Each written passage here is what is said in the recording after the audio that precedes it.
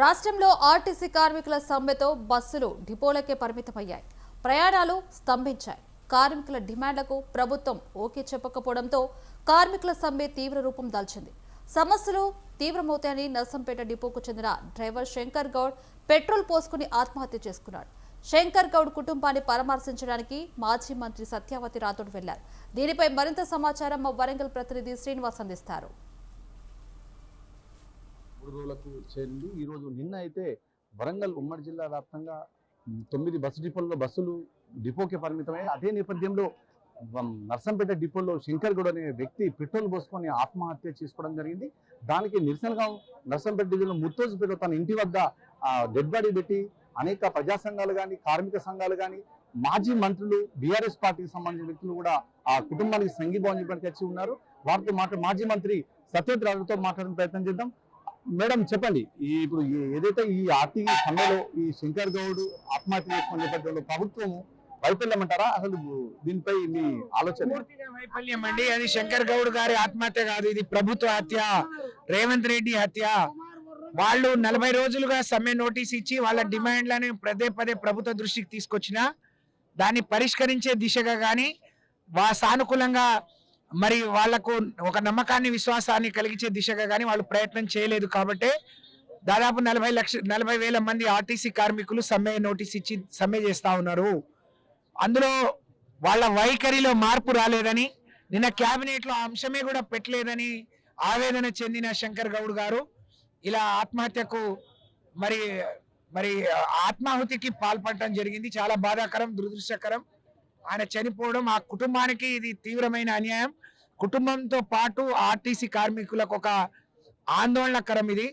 నేను ఇప్పటికైనా ప్రభుత్వం కళ్ళు తెరవాలి, వాళ్ళ న్యాయమైన కోరికలు డిమాండ్లు ఏదైతే ఉందో వాటిని వెంటనే నెరవేర్చాలి. రేవంత్ రెడ్డి అధికారంలోకి రావడానికి అనేక మందిని మోసం చేసినట్టు వాళ్ళని కూడా మోసం చేసిండు. వెంటనే పిఆర్సీ ఇస్తా అన్నాడు, 2 పిఆర్సీలు పెండింగ్ ఉన్నాయి. వాళ్లను ప్రభుత్వంలో విలీనం చేస్తా అన్నాడు. మేము మొదలుపెట్టిన ప్రక్రియను 2.5 ఏళ్లు గడిచిపోయింది, దాన్ని పూర్తి చేయలేదు. అలాగే ఇవాళ ప్రతి స్కీమ్ కనుక ఒక స్కామ్ ని పెట్టి వాళ్ళకు కూడా తీరని ద్రోహం చేస్తా ఉన్నాడు రేవంత్ రెడ్డి. ఇప్పటికైనా వాళ్ళ న్యాయబద్ధమైన కోరికలు తీరుస్తున్నట్టు ఇవాళ ఒక అధికారిక ప్రకటన రావాలి. ఆ శంకర్ గౌడ్ మృతదేహాన్ని ఆర్టీసీ డిపోలో 10 నిమిషాలు అంజలి ఘటించడానికి, నివాళులు అర్పించడానికి పోలీసులు ప్రభుత్వం అనుమతి ఇవ్వాలని చెప్పి నేను డిమాండ్ చేస్తూ, ఇది వాళ్ళ న్యాయమైన కోరిక. 25 ఏళ్ళు ఈ డిపోలో పనిచేసిన వ్యక్తి, డిపోతో అనుబంధం ఉన్న వ్యక్తి కాబట్టి అది ఆ విధంగా మేము సామరస్యంగా ఇదంతా అంతిమయాత్ర జరగడానికి మేము అందరం కూడా సహకరిస్తాం. ఆ విధంగా చేయాలని చెప్పి నేను డిమాండ్ చేస్తూ, ఇక్కడికి పొన్నం ప్రభాకర్ రవాణా శాఖ మంత్రి రావాలి, ఆ కుటుంబానికి అన్ని రకాలుగా ఆదుకోవాలి, వాళ్ళకు నమ్మకాన్ని విశ్వాసాన్ని కల్పించాలని చెప్పి, ఇది మీరు 40,000 మందికి ఇచ్చే భరోసాగా ఉంటది, అర్థం చేసుకోండి. ఇప్పటికీ మూర్ఖంగా గుడ్డిగా మరి మీరు ప్రవర్తించవద్దు, లేదంటే జరిగే పరిణామాలకు మీరు బాధ్యత వహించాల్సి వస్తుందని చెప్పి నేను హెచ్చరిస్తా ఉన్నా. అదేవిధంగా మరో నేత గండ్ర రంగారెడ్డి ఉన్నారు. సార్ చెప్పండి అండి, ప్రభుత్వాన్ని వైఫల్యం అంటారా ఈ ఆర్టీసీ సమ్మె? ముమ్మాటికి ప్రభుత్వ వైఫల్యం ఇది. ప్రభుత్వము ఈ యొక్క శంకర్ గౌడ్ గారి యొక్క ఆత్మహత్య చేసుకోవడానికి ప్రేరేపించింది రాష్ట్ర ముఖ్యమంత్రి రేవంత్ రెడ్డి. ఆయన నిజంగా ఆత్మహత్య కాదు, ప్రభుత్వం చేసిన హత్యగానే చూడాలి. ఆయన మరి ఈ రోజు మొన్న సమ్మె మొదలైంది, నిన్న 2వ రోజు, ఇది 3వ రోజు అయినా 3 రోజుల నుంచి 4 కార్మికులు ఆత్మహత్య చేసి హాస్పిటల్లో ఆయన చనిపోయిండు. అయినప్పటికీ ప్రభుత్వం నుంచి ఎలాంటి స్పందన లేకపోవడం అనేది వీళ్ళ యొక్క నిర్లక్ష్యానికి ఇది నిదర్శనం. ఇప్పటికీ నిన్న కేబినెట్ మీటింగ్ జరిగింది, ఇంతకంటే ప్రధానమైనటువంటి అంశం లేదు.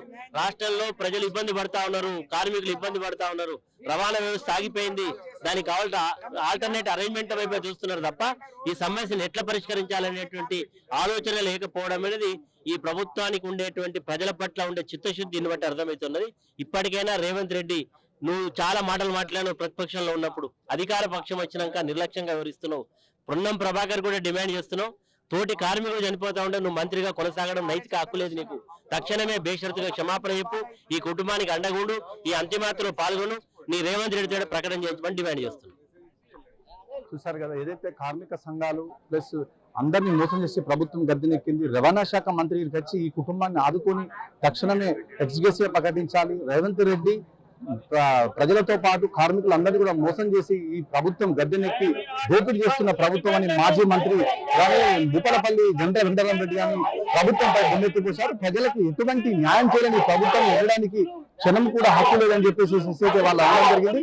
కెమెరా పర్సన్ దిలీప్తో శ్రీనివాస్, ముత్తేజ్పేట, నర్సంపేట.